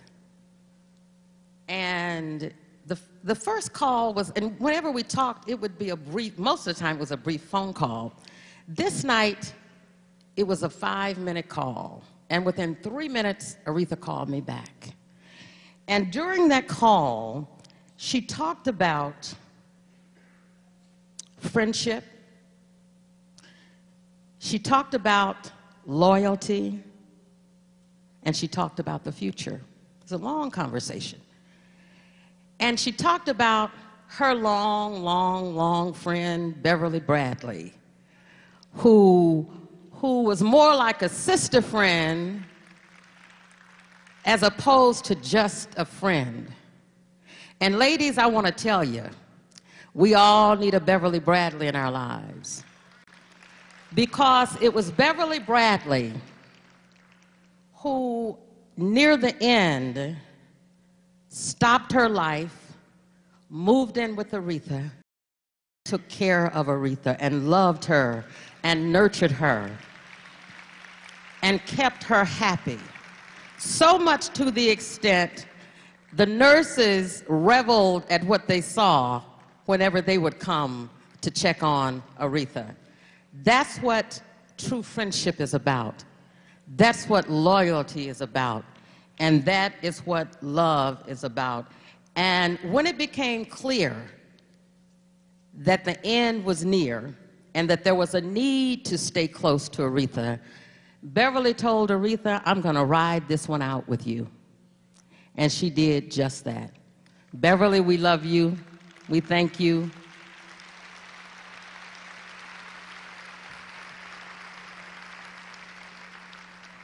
Aretha's passing leaves a great hole for a whole lot of us. For a whole lot of us.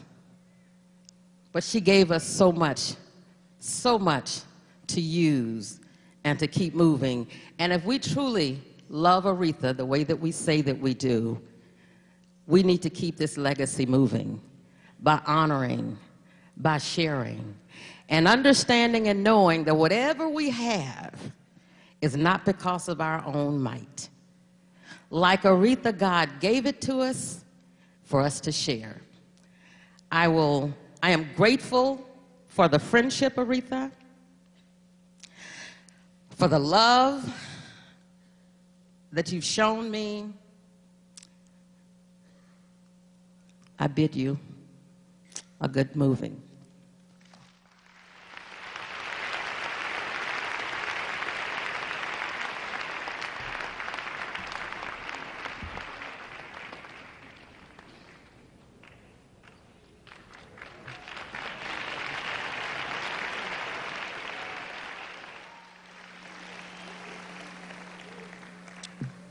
Hello, everyone. To the family, dignitaries, friends of Miss Aretha Franklin, it is with sad eyes and a very heavy heart that I stand before you today to celebrate our Queen, Aretha. I was introduced to Aretha by my mother. We grew up on the west side of Chicago. And before this thing called the women's rights, equal rights, the women's movement, before those catchphrases were out, Aretha and my mom, somehow they connected through the music. My mom was from Vicksburg, Mississippi. And in the 60s, in the 70s,